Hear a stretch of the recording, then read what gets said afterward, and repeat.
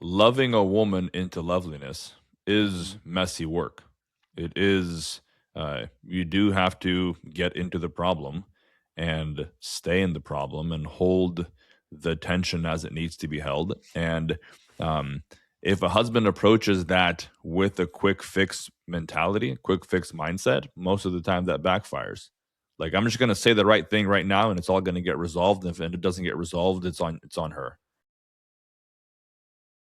All right, welcome to All Are Yours.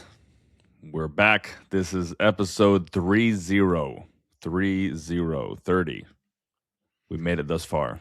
We've been planning this episode for at least 29 previous episodes. Correct. That's exactly right.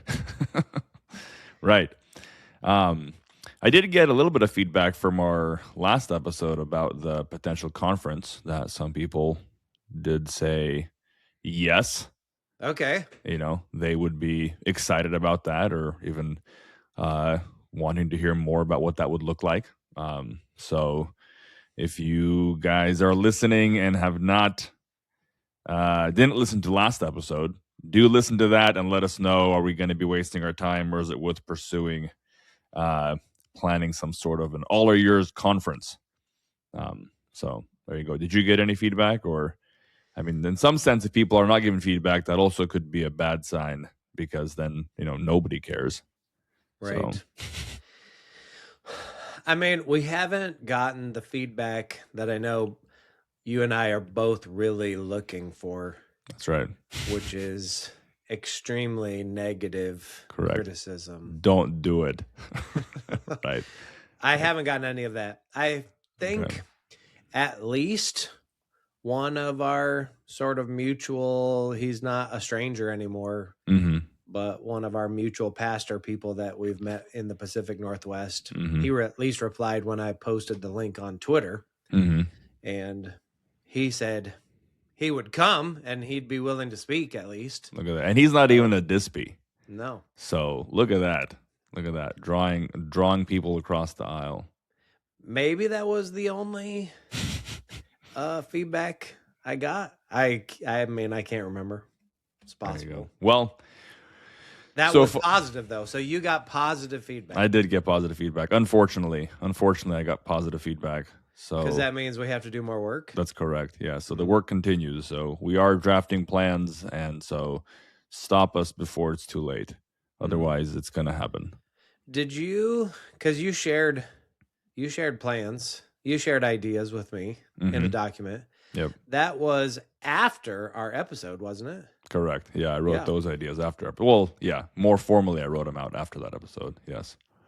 This is just like putting your hand to the plow and there's no turning back. Yeah, things are happening. So, like I said, stop us before it's too late. So, has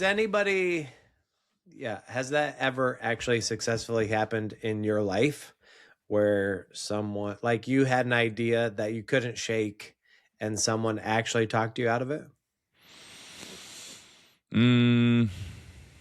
I've had people slow me down, I guess, Okay. So I've had to think more clearly, or coming at it from a different angle. That's not changing your mind. Yeah, right. Yeah, it's not so easy to change my mind, but especially while I'm talking to you about it, usually I'm a little bit already more set.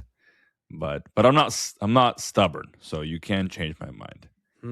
Yes. I don't know if I agree that you're not stubborn, but there you go. All right. Well, for today's episode, we want to discuss a topic that we are very qualified to talk about. So, for a few different reasons. The topic... We're qualified for a few reasons, or there are a few reasons why this is a good topic to talk about? Oh, both. Yeah, both. Yes. So the episode is living with your wife in an understanding way, right? From 1 Peter 3:7. And the reasons that we're qualified is because we have wives that we live with. So, that puts some kind of weight there. I'm not mad that you're heading it up underneath using a Bible verse because like that's inspired and all. But it does seem like maybe we could really stir it up a little bit more with something like, living with your wife while she's flipping out, There you go. or living with your wife when she's freaking out. Yeah. Like, that is more that living with your wife in an understanding way when she's flipping out. That's right. Yes. Then what do you do? So a little more specific context or particular, not just on the, days or weeks that things are calm, but when the anxiety pressure is steaming, and whether the reason for that anxiety is the husband or other things going on that are related or not related to the husband's involvement. Yeah, because 1 Peter 3:7 probably more assumes that everything isn't going amazing. Just like all of verses 1-6, which are instructions for how the wife is supposed to be handling her husband. And that is explicitly in the realm of your husband is unbeliever, or he's disobedient to the word, which may even mean that he's an unbeliever, because that would be disobedient to the word as well. So he's not behaving like he's supposed to. What is the wife supposed to do? And she's got instructions. So the live with your wife in an understanding way is probably not like she's doing everything that you can obviously understand and therefore live with her that way, but probably assumes some sort of whether conflict or misunderstanding, some kind of confusion. Yeah. Well, yeah, I think the context, just like you're saying, there's some sort of unreasonableness going on. Like, this situation is unreasonable. How am I supposed to deal with this? So, and that's where I said a couple reasons for our qualification. One is, we have wives, and two is, I think both of us have succeeded in seasons or times when we're not being understanding. So, we have succeeded in living in times where we're not obeying the verse. Correct. Exactly right. So we have experienced disobedience and what that feels like. So, we can empathize with those husbands. So there you go. Those are the qualifications. So third possible title is living empathetically. Living with empathy, living with your wife with great empathy. There you go. Something like that. Yeah. But as to why it's relevant, so, I gave you our qualifications. You give us why this topic is relevant. Why should we be talking about this? I mean, should we be? We are. Here we are, yeah. Well, I mean, even as those who not just have our own wives and are seeking to be blessed, because the end of 1 Peter 3:7 actually says that if you don't live this way, your prayers are hindered. So even built into the verse, presumably we want our prayers to be heard. We want our prayers to flow. And if we're not behaving towards our wives in the right way, our prayers aren't even going to be heard the same way or make it through to our Heavenly Father. That's a pretty big deal. In addition to the fact that we do actually have a vision of fruitful and glad homes, and even in Colossians and in Ephesians, where the household codes are referred to, the spouse relationship is the one that's always mentioned first. So whatever we're teaching our kids and however we're trying to obey God's word in terms of how we're treating our kids, the husband-wife relationship is sort of the linchpin of the house. So we're probably not going to get our kids to do better than we're treating our spouses. Plus, then, even as elders at a church, I don't know, is the number one counseling request related to marriage issues? Like, it's I think a that's hot button true. topic. Yeah. Sure. So it definitely is actually brutal. You've mentioned, at least in general, having learned ideally from some failure, from not living understandingly with our Mm-hmm. wives before. That really doesn't feel good. And so it makes sense when when other couples, or, one of the spouses at least, comes and is looking for help, Mm-hmm. because that actually stinks to live out of fellowship with your wife, or obviously back with your husband. Mm-hmm. So these are where we live. Yeah.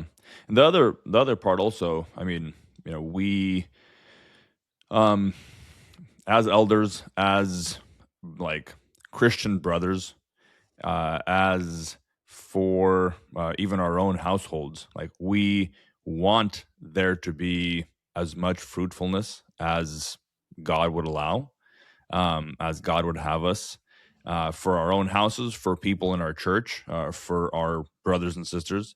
Um, and I do think that that fruitfulness is either limited or is multiplied based on the condition of the house, based on the level and quality of fellowship that the husband has with his wife.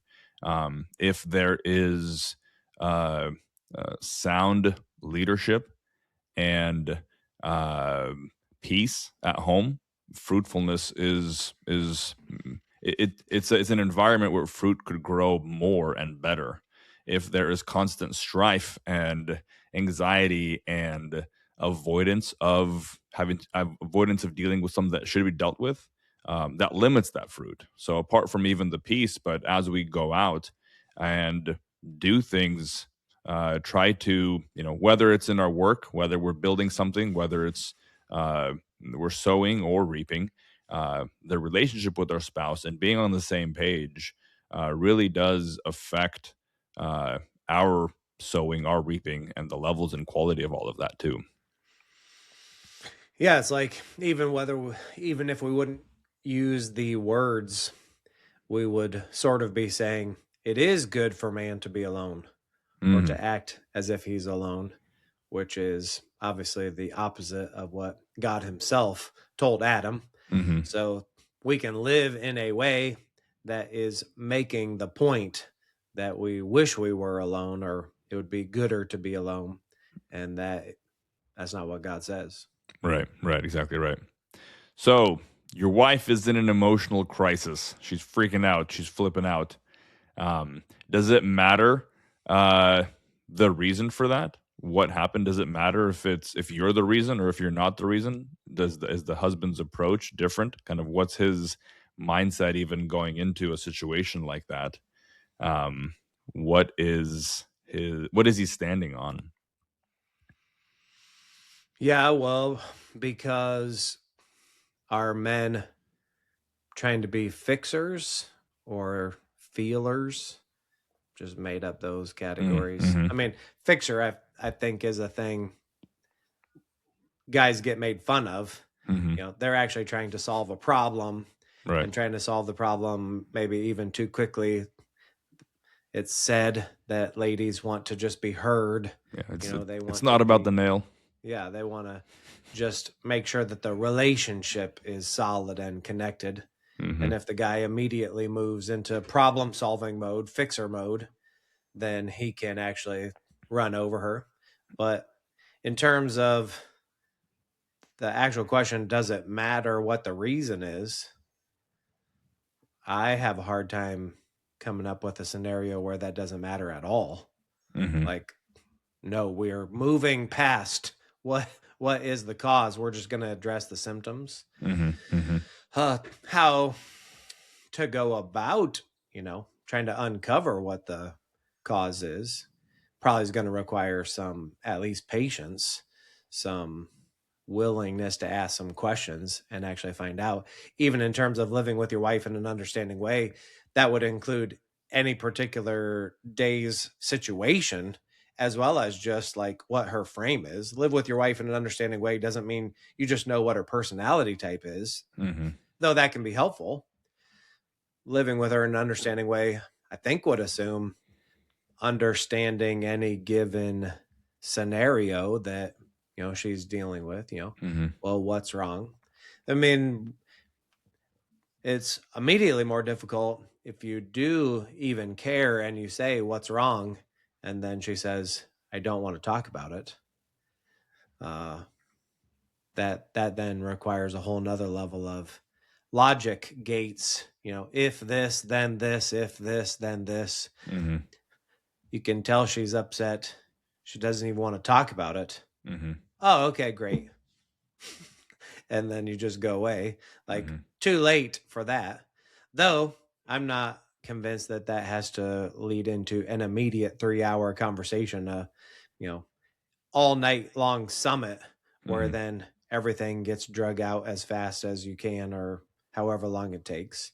Right. But definitely, I think you'd want to, as much as possible, try to get to the reason of what's wrong. Right. Yeah.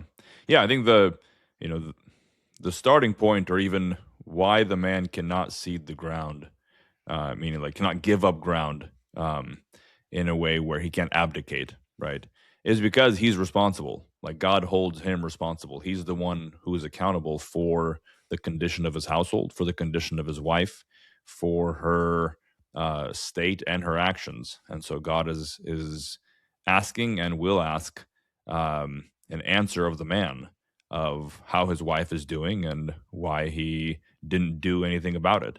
And so I think starting from that position of I'm responsible for this, that can for sure be twisted, and you know maybe you have the right starting point, but you took it to the wrong conclusion.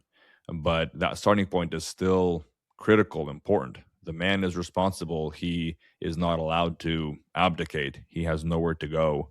And so if there's a problem to be dealt with, and in this case, an emotional crisis or a wife who's freaking out is something that needs to be fixed. So how go about fixing that, whether it is, playing the long game, and there is more undercurrent that needs to be developed, or it is a short-term fix that is maybe a simpler situation. But nonetheless, the man is not cannot just walk away, cannot just leave. He is responsible. So he starts there. And even in the Ephesians 5 passage with instructions, obviously, to both husbands and wives, one of the comments it makes about the husband in terms of why he is dying like Christ died for his bride is explicitly the connection to nourish and cherish her as he would his own body. So she is his own body. And that means,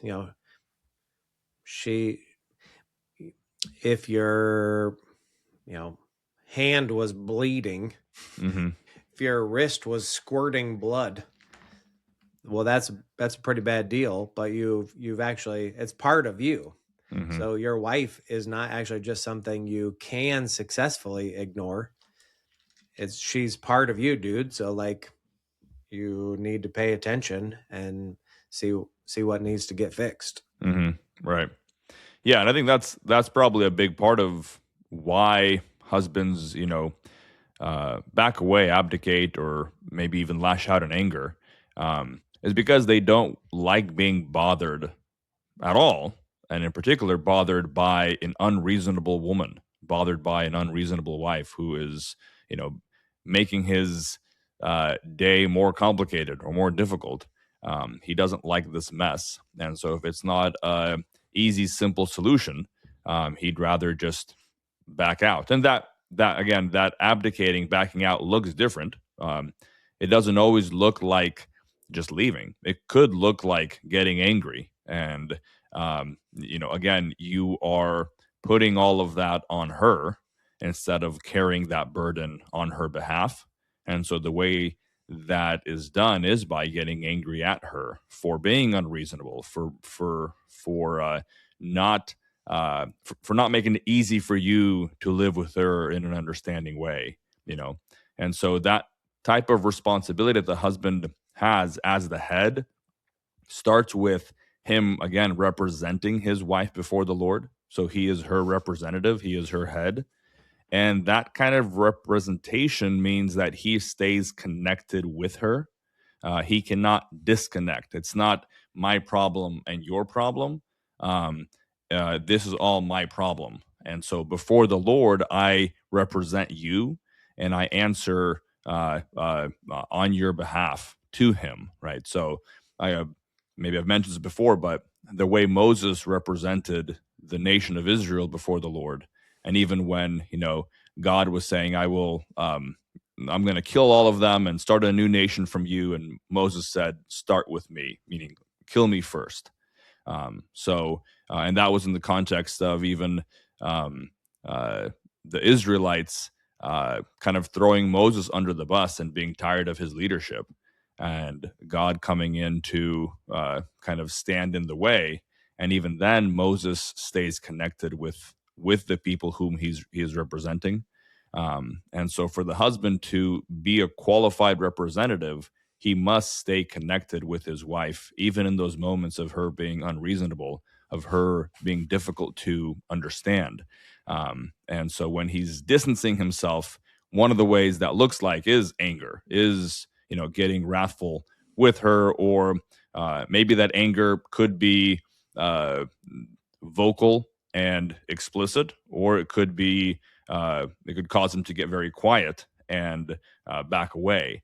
But again, he is refusing in that moment, refusing to represent her, refusing to stay connected to her or with her.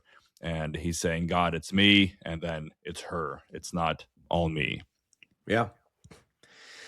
Obviously, a big subject. A few things immediately coming to my mind include, generally speaking, I do think more women are probably the chaos part of a relationship. Mm-hmm. Obviously, sometimes that can be the guy, but usually the guy is more the order and the lady is more the chaos. And that actually can be a benefit to him. And even in the sense of, if she's having a super hard time with a thing, it may be helpful in terms of actually him paying attention to something that's wrong. So doesn't mean that she is, or obviously that he is either, doesn't mean that she's obviously handling the wrong thing the right way. But bringing to his attention a thing that does actually need to be dealt with is valuable for him in terms of it's all his stuff. So whether it's her specifically, or it's a thing with a kid, or a thing with the house, or another kind of relationship, maybe that's with somebody else, sort of like, leprosy. Wife is not being the leper in this illustration, just to be clear. Leprosy, where parts of a body would get rubbed off, is because the nervous system doesn't work. And so a person who had leprosy couldn't feel the tips of their body or their skin. Mm-hmm. So they'd be trying to grab something and using way too much pressure to put their fingers, down onto the table to try to grab the screw or whatever it is. And so over time, they just rub off the external parts, or even rub off parts of their arms or shoulders running into walls or doorways or things like that, because they couldn't feel it. Mm-hmm. The pain or the pressure that our nerve endings let us feel, mm-hmm. let us know where we're at. Mm-hmm. And actually, if it's a certain kind of pain, well, stop doing that. Mm-hmm. Right. Quit putting your hand on the fire. Mm-hmm. That's not good for you. Guys aren't always as good at picking up those signals as our mm-hmm. ladies are. Right. And those, a good wife, even if she's having a hard time figuring out what to do with it, may be identifying that there's a fire, mm-hmm. and the guy needs to pay attention to that. So help mm-hmm. her work through how to handle it, put the fire out, but be thankful. So there's a way to be thankful even in a bunch of the situations where, okay, this is good. I mean, I think it requires some discipline to reframe some of the chaos that gets brought. If you're a person who's just trying to be quiet and get through the day and have it all be nice and ordered, well, then forget living with other people. And also then forget fellowship. If you don't have anybody to interact with, sure, it's a lot easier. But again, reframing that some of the chaos is probably even valuable, that some of the identification of things that are on fire is good for sake of making progress. Right. Yeah. I mean, if your dashboard on your car is going off and all these signals are flashing, uh, it doesn't make any sense to get angry at the dashboard. Like, why are you Right. showing me all these signals? Stop showing this to me. That is bringing things to your attention that you need to deal with. And Yep. so, you being the driver of that vehicle, you want to deal with these things. And so, again, yeah, for sure, it takes wisdom even to diagnose the problem. Like the dashboard signals most of the time don't tell you what the actual problem is, just that there is a problem. And then you need to, have somebody look at it to diagnose what the issue is and then be able to fix it. And so, yeah, I think even what husbands would call the wife being unreasonable, um, um, I think sometimes could be something like that, where the dashboard signal is going off, but the wife cannot tell you what the problem is. She just knows that there is some sort of problem, right? And so those things are being shown, and for you to be the driver in order and figure out, okay, what is the issue here, what do I need to solve. Sometimes the issue could very much be kind of with the wife's spiritual condition and where her heart is at, where her soul is at. Sometimes the issue could be with the way the husband has been neglecting certain areas of his responsibility, or where the kids are, or where certain external factors get put into place. But nonetheless, whatever it is for the husband to figure out and solve that problem, as opposed to just getting angry at the dashboard for giving him all these signals. Yeah, a woman is more complicated than a car, Right. and a Yeah. car is pretty complicated. There's Right. a lot of things that can go wrong in a car that keep it from running well, or even just stop it running altogether. Lots of guys are better at organized maintenance on their car. They're more tuned into when their car is running low on oil than when their wife is running low on time or affection or things like that. Right.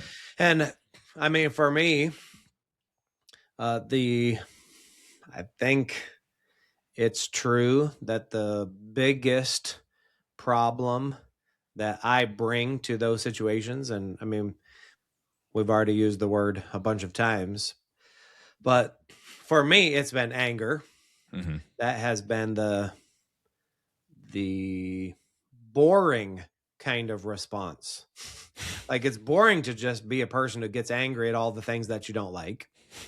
And there's irony in anger. I mean, one of the most brutal things in a good way that my wife ever said to me when I was in a position of, I don't, this was a long time ago, so I don't actually remember what the presenting symptom was, but she was having a hard time with something, and I was kind of giving her pretty simplistic counsel to just get over it and like get her feelings in order.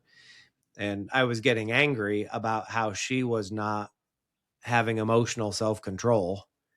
And she said, "Well, why don't you show me how to do it?" And I don't think that probably helped in the moment. That didn't immediately calm me down, but that is like way super true. That for a bunch of guys, I'm trying to think, because not every guy probably is getting angry, but let's start with a large number of guys who that is their default response. Right. That is whatever the thing. like you're pointing out with the illustration of the dashboard. So whatever is actually wrong, getting angry does not enable anybody to fix it better. Right. And probably, since it's a person, is going to actually make it worse. So the husband's lack of emotional self-control is as unreasonable.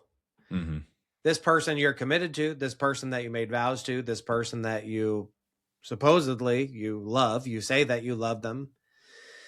In a Christian context, we would assume that that is what the husband would say about his wife.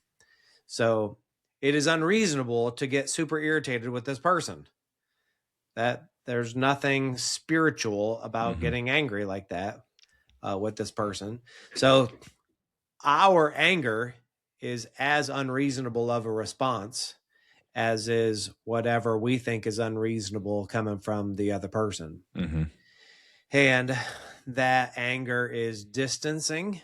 So it increases a break in fellowship.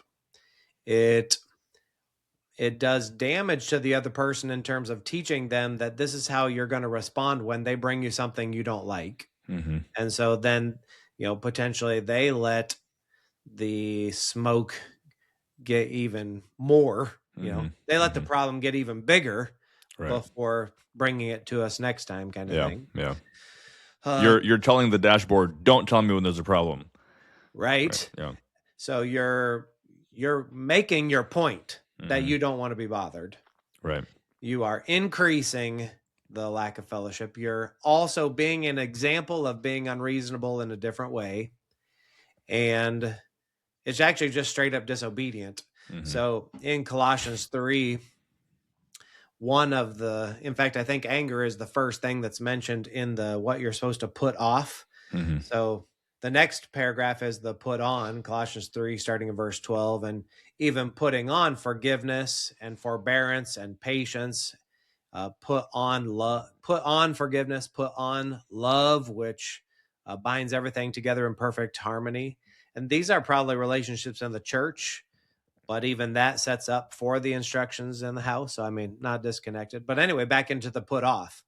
The first one is anger. And sometimes obviously the put on, put off is a clothing sort of analogy. Has like, you take the anger jacket off and you set it on the chair. And then 3 minutes later, you're like, wait a second, how'd this jacket get back on? It's almost like the jacket is personified and it's chasing you around. What's the, is it Doctor Strange? Have you watched that? With his cape. Yeah, his cape, the cloak or whatever. Yeah. Where it's got a mind of its own and it keeps trying to attach itself to you. And I have thought that way about anger. And it just, well, how'd this anger get back on me? Yeah, right. And so consciously, the command is put it off. Right, yeah. Like you notice it's on, get rid of it. So being angry is just straight up not Christian. Yeah. Well, and I think, again, there's different manifestations of anger. So some guys, when they're angry, they're very loud and vocal, and it's very obvious that they're angry. But a lot of times, anger is just quiet distancing. Like it's more even closer to like irritability. Like I'm irritated, and so I hate this situation, and so I'm just not gonna be involved. Right? I'm gonna not talk to you. I'm gonna not talk about this topic, maybe. So I'm distancing away from you. And so it's just this ongoing distance that builds up. And so anger, I think, again, in some sense, when it's vocal or obvious, you know that it's there. But when it's quiet, it's just as deadly. It's just as dangerous.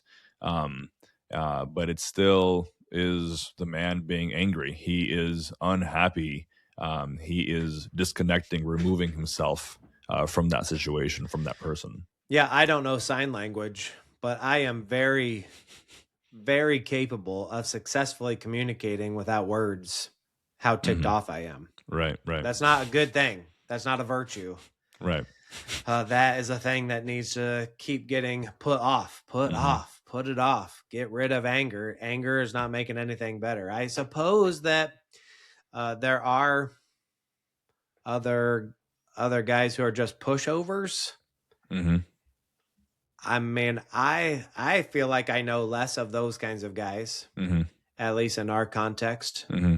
But the guys who feel like they have a backbone, but Mm-hmm. they're just mad, and then guys who are just never actually holding any kind of line whatsoever is a different kind of abdication. Right. Yeah. Yeah. I think there's a certain kind of fear that a Yeah. man can have, and I think it's still rooted in the not wanting to be bothered, or maybe even fear of his lack of competence in knowing how to deal with the situation. And so, the wife is clearly in sin, and the husband refuses to address it because anytime he's tried before, he's gotten uh, it has not worked. He's failed, and so in some sense, he's even scared of his wife in that way, where he's scared to deal with this and fail, and exasperate the problem, make it worse. So in some sense, his abdication could be motivated by anger, but I think there's abdication that is motivated by fear, Yeah. being scared. So at least, have we provided any actual practical hacks or tips or No, steps? we just said that it's hard. Yeah, right. Yeah, said that it's hard, but I do think it is really valuable to at least try to not make it worse. Right. So, okay, maybe I won't know exactly how to solve whatever is wrong in this particular situation, but at least I didn't make it worse. Right. Yeah. I didn't dig the hole further. I didn't add a new sin or a new thing for her to be upset about in terms of my response. So, yeah. But Sean, you don't understand my wife. Yeah. You have not had to live with her. You don't know what I'm going through. And this is why I kind of even gave the qualifications. So we're my wife and I, this August will be our 14th anniversary. You guys have been married for how long? I think this is 28. 28. There you go. Double. Yeah. So I mean, there's some. Yes, I have had experience where it has been difficult to be understanding, right? So I know that sort of pressure, what that feels like, and I've seen myself fail in that. You've heard the story about the Jonathan Edwards book, the Sarah Edwards book. Mm-hmm. Have you? I think I know what you're gonna say. Yeah, there's a biography Mm-hmm. of Sarah Edwards that is called "Marriage to a Difficult Man," Mm-hmm. and I think I bought it for Mo. And it turns out, and I hadn't read it. It turns This is a good out one for you. that difficult in that sense meant genius. So, how to be married to a genius. There you go. That is not the problem that we have. That's is right, her yeah. being married to a genius. It's more the straight up usual way we think of being married to a difficult man. Right. Yeah. So yeah, and I do think again however difficult, however much freaking out, flipping out, emotional crisis your wife is in, it is possible for the man to have self-control and not get angry and not join in that crisis, not put logs on that fire. That is possible to do, and that is the Lord's command. And so, yes, it's difficult. I get it. And it doesn't really matter. That is what you must do. Yeah, and you've got to do it for however many rounds she pushes back. Right. Yeah. I know when I first started even trying to follow this kind of counsel for myself, I made it through, the first kind of batch of conflict. But then on her 10th comment back, I couldn't take it anymore. Right. Yeah. So it's just an issue of her figuring out how long it was going to take before I got mad. Mm-hmm. Yeah. I knew you didn't mean it. Right. Not an if. Yeah. Mm-hmm. And, is it better to try and fail? Mm-hmm. Yeah. But you actually just have to keep it the whole way through. You've actually Mhm. just got to not get angry Mhm. at any point. Right. That Yeah. is the goal. It Mhm. is possible.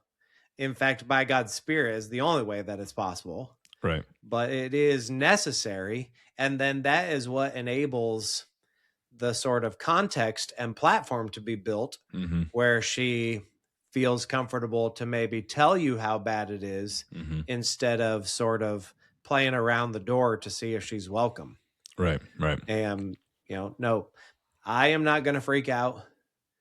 Go ahead and help me by telling me as best as you can what's wrong. Right.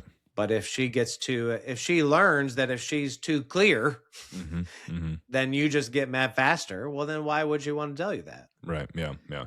Yeah. And for sure, like, it's very likely that her approach is wrong. She's nagging. She's like, again, she's in sin in the situation. Hmm. And so her approach should also be different and should be better, more mature, more godly. Um, and the way that you work towards that is not by you being less godly, not by you being less mature, right? Yeah. So start with your own response first. And I do think that, it's possible to uh, distinguish and separate the sin in the way of, okay, let's say the husband starts the situation sinless, like he has not yet lost control and the wife is already has lost control, right? Then on round three, he loses it and he gets angry, right? Well, you've added sin. So the next step to that is for you to now first deal with your sin, like the husband. Okay, this was the last thing that got landed on the pile was your anger. So take that thing off first, Hmm. confess and repent that. And a lot of times when the husband confesses that sin or maybe realizes that he's in sin, he might feel like he has completely lost his platform to address her sin. So now the whole conversation is over. So now I ended the conversation by like acknowledging my sin, and we didn't actually even deal with the problem that started this whole thing. Well, then be able to come back to the problem.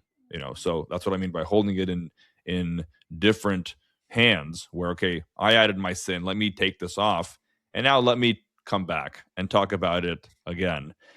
Maybe not the same day, maybe it's the next day, whatever that is. But if this is a situation that needs to get resolved further, uh, continue patiently pressing the issue, um, and again without the sin. But when you do sin, that's not game over for the husband. You can address that. And a lot of times, your confession and repentance is even platform building.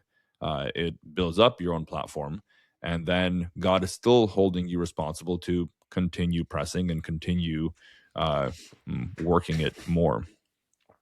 Yeah. This is how we deal with things we don't like. Here's the example. Hmm. This is how we deal with things when we've sinned, handling things that we didn't like. Hmm. So both are actually opportunities. If you can be filled with the Spirit the whole time, Hmm. yeah, okay, well, we don't like how things are happening, but this is how we trust God in the middle of it. Hmm. So the Hmm. husband, even if the thing he doesn't like is how his wife is acting. Okay, well, he is showing her how to handle what he doesn't like, just like he wants her to learn how to handle things that she doesn't like. Hmm. But like you said, then if there is sin involved in that, okay, well, we confess that and we get that right. Hmm. Hmm. Because that one is at least clear. So let's deal with the clear things on our way to figuring out maybe the things that aren't clear. Because, okay, if it's a long standing chronic physical problem or a long standing relational tension, with a mother in law or a father in law or, some other person in the church, like, well, these things might not get resolved overnight. Hmm. But how are we trusting God in the middle of that while still looking for him to keep fixing the things? Hmm. And I mean that's actually hard, but you can at least be trying to do it together in fellowship Hmm. as opposed to then, the spouses being at each other's throats while there's something else that's wrong. Right. Right. Yeah. Exactly right. Yeah. Yeah. And, loving a woman into loveliness is messy work. It is, you do have to get into the problem and stay in the problem and hold the tension as it needs to be held. And um, if a husband approaches that with a quick fix mentality, quick fix mindset, most of the time that backfires. Like, I'm just going to say the right thing right now, and it's all going to get resolved. If it doesn't get resolved, it's on her, Yeah. and that doesn't work. Yeah. A formula Mhm, is not a relationship, and a formula is not going to be as effective. That's one thing. The love bestows loveliness expects, it requires the understanding that love itself is potent, love is effective, love isn't simply a response. mhm, It's also not just behavior. I do think love includes the affection, some emotional feeling sort of piece to it, mhm, even though it can't remain just as a feeling. It needs to be visible as well in other ways, mhm, whether that's words chosen or tone used or actual behavior that comes out, mhm, gifts or things like that. But that love is potent. So, mhm, thinking even about God's love of us, his love overcomes our hostility and our rebellion to him and makes us humble, makes us lovers of him.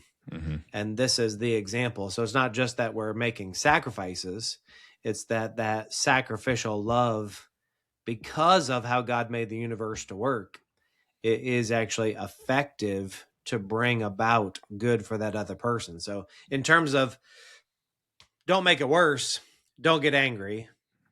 In terms of generally speaking, what can you do that you can trust is going to help is actually love the person that you're talking to. So mhm, actually love your wife. mhm, And then I'd say in a second positive thing is actually know what you're talking about.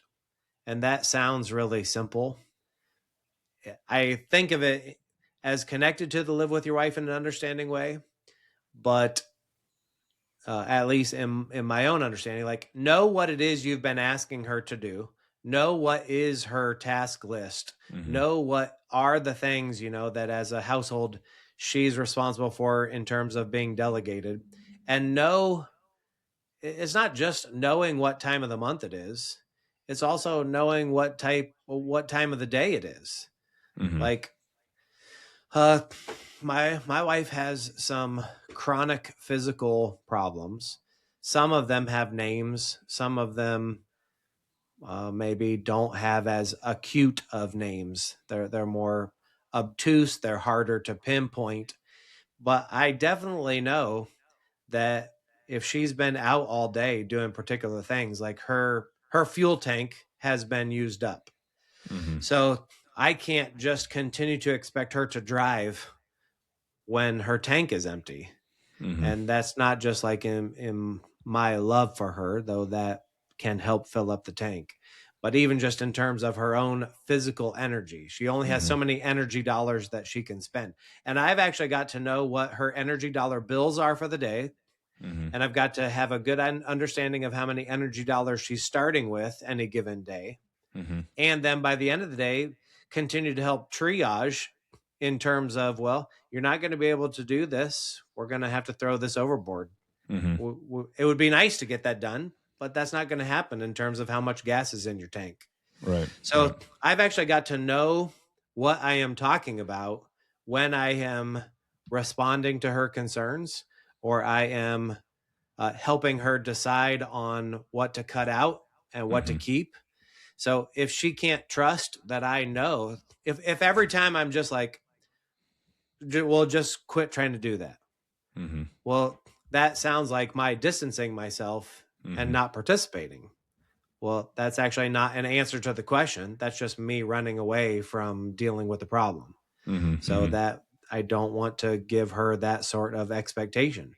But Right. that means I have to be paying attention and I have to learn what is uh, the things we're trying to accomplish. So I don't know if I've said this in the All Our Yours podcast depend in a previous episode, but one of the hardest things in premarital counseling that I try to get guys to understand is that if their wife is in a car accident and she becomes a quadriplegic, whose responsibility is all of the things?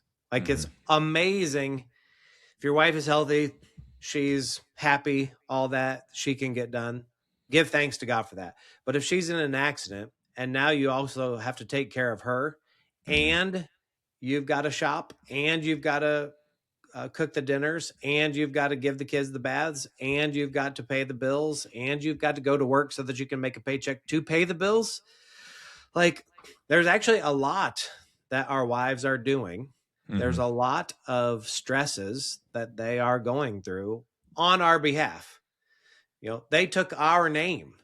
If it wasn't for us, they wouldn't be trying to do most of the things that they're doing. So we can be thankful for that.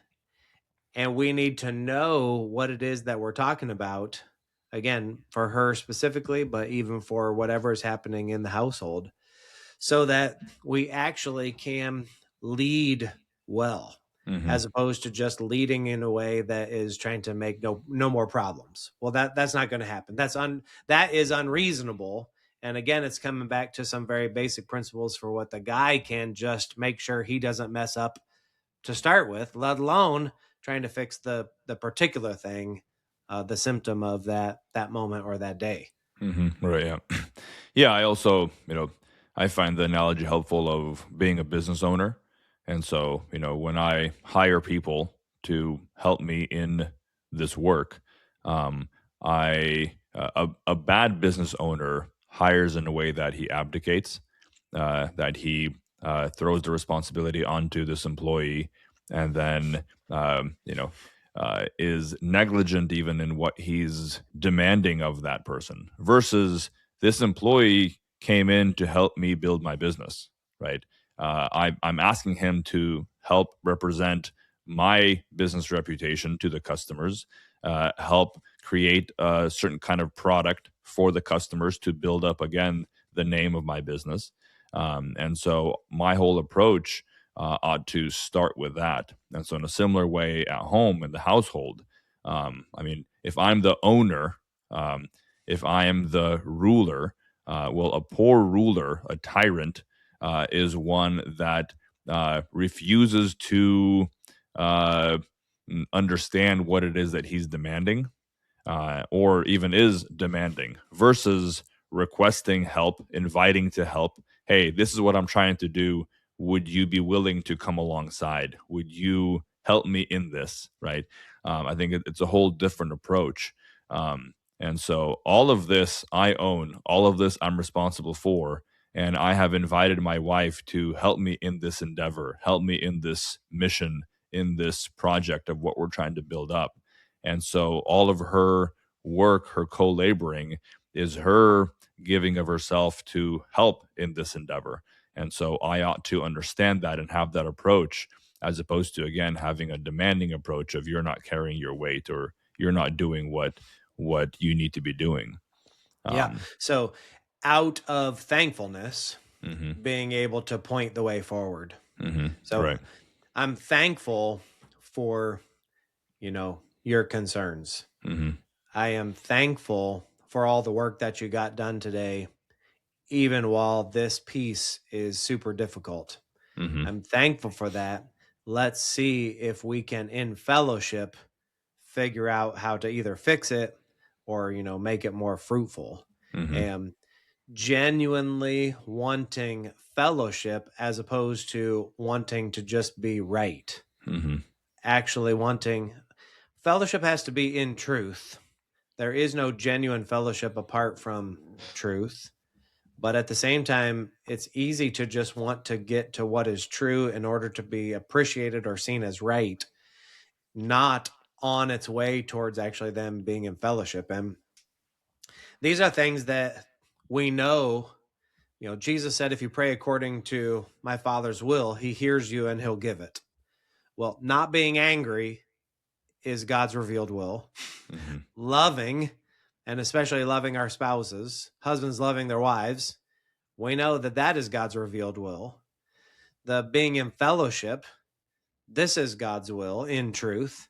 So we should have lots of confidence even in praying that God would help us do these more basic ones. Like, this is a significant platform. I'm not going to get mad at you. I love you. I want to be in fellowship with you. I'm thankful for you. We're in this together on behalf of fruitfulness. Mm-hmm. Well, if those things are all happening, then the freaking out times are going to be shorter. They'll be easier to absorb, and there'll be a joy, a faster pathway back to joy for sake of than fixing the particular thing that's wrong. Mm-hmm. Whatever the pain point is that's causing the anxiety or the freaking out at that particular moment. It sounds good, but I do actually think it's possible. Mm-hmm. Again, because God is our God, and because I have learned from repentance, Mm-hmm. and it's way better. It is better. Thinking of young couples who are trying to figure out how they work together.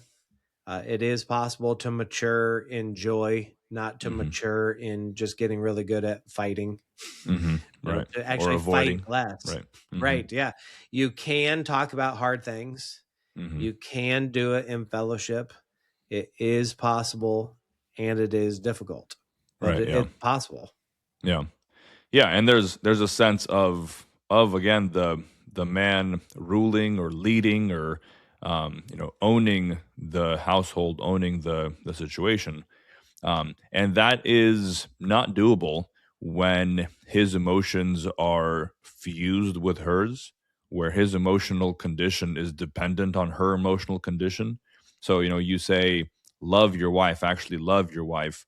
I think that a big part of love is to give of yourself, to give of your strength, your time, your knowledge, your protection, right? So the husband loves by giving of himself sacrificially and cheerfully. But to give is not the same thing as to take. It's not the same thing as to It's like demand. they're whole different It's like verbs. it's the opposite, right? Yeah. And so if you cannot love your wife if you are trying to take from her, even to take from her your own stability, right? Like, you are making my life more difficult.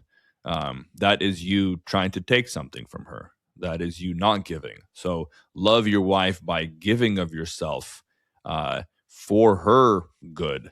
And so that does set up a certain kind of, you know, sanctified independence. It's not good for man to be alone, yes, but for him to be able to lead, he stands apart in that way where he is, like Edwin Friedman talks about, he is differentiated. And so he is not fused with her emotional condition. He's unable to help her if that's the case. But if he is on he's keeping his eyes on the Lord, and he is walking according to God's standard for his own life, then he is able to give to his wife. He's able to give her what she needs in those times when she is flipping out, when she is being unreasonable. Yeah, giving her, not being a pushover. Right. So if, like you said, and it's a big if he is not sinning, he should not be a domino that is pushed over by her. If her Right. domino is falling, well, for whatever reason, if he is not sinning, he should not just be pushed over by that. He should be able to keep her domino from falling the whole way over, help her domino get back up in place. That is giving.